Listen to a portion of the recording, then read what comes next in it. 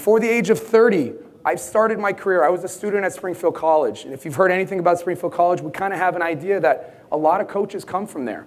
The experiences that they gave me, the practical experiences, the challenging academics, they really shaped the path and they paved the way that I could be successful. All right? It started with University of Connecticut, with the famous Jerry Martin that we're going to go ahead and recognize today.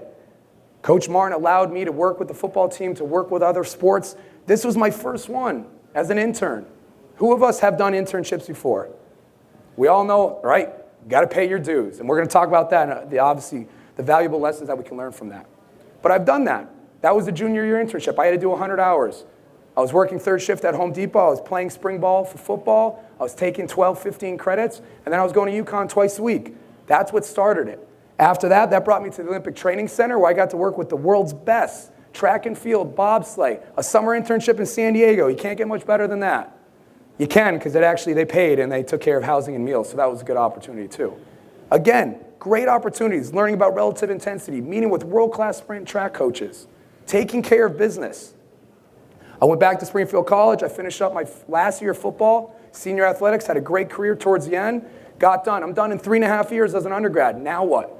So I make a choice. I can stay, be a personal trainer on campus, hang out. If any of us were college athletes, we all remember, right? When you're a college athlete, you don't really get the full college experience. So while your buddies are outside on the front lawn throwing frisbees and drinking beers, what are we doing? We're practicing, we're lifting, we're out there going to bed. That's what we have to do.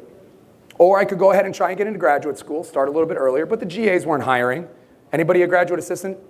Anybody been a graduate assistant coach? Okay, they only hired certain parts of the year. It wasn't going to work out. Or I could say, you know what, I'm just going to go ahead and do more.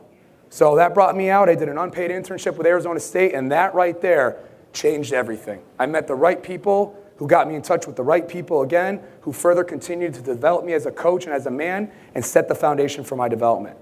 So right there, that's all before the age of 21. 3 internships with a great academic program. That brought me to the Citadel. I did a graduate assistantship there for 1 year before I moved on to the University of Louisville. I was an assistant strength coach there for 2 years, 2008, 2009. Again, learning the ropes. We're going to talk about the different roles with the exercise science, strength conditioning, how meeting with coaches and networking can go ahead and improve your career. After 2 years there, whole staff cleans out.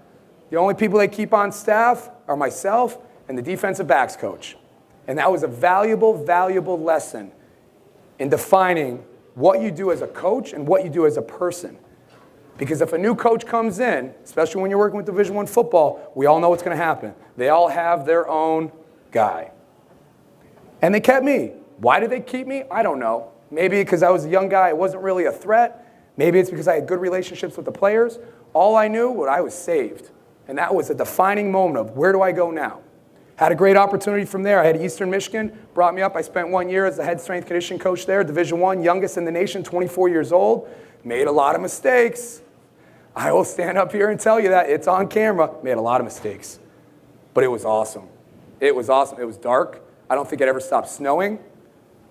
We were in the shadow of University of Michigan. I'll never forget, I was downtown Ann Arbor. My parents are up watching the game. We're about to play Army. And Michigan was playing at the same time. Waitress was like, oh, you're here for the game? Yeah, yeah. Who do you have? You have Michigan? You have Notre Dame? And oh, I've got Eastern. And she looked at me like, who? You know, Eastern Michigan, the school like 2 miles down the road. Never heard of it. That's what it was like, okay? 1 year there, went up to the professional level, Carolina Panthers, went back with my mentor, Joe Ken, and then everything just came to a halt. What happened at this level? Everything was going so fast, so fast, so fast, so fast. And then I just stopped. At the same time, I was engaged. I left a job. My wife was in college coaching. I took her out of her job because my job was making more money, so that was stressful. Then we got married. Then we bought a house. And then we decided to have kids.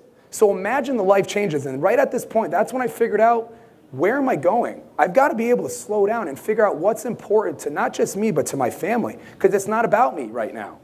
How many of us are parents? Raise your hands. We all know that feeling. Is what I'm about to do right now the best thing for my family?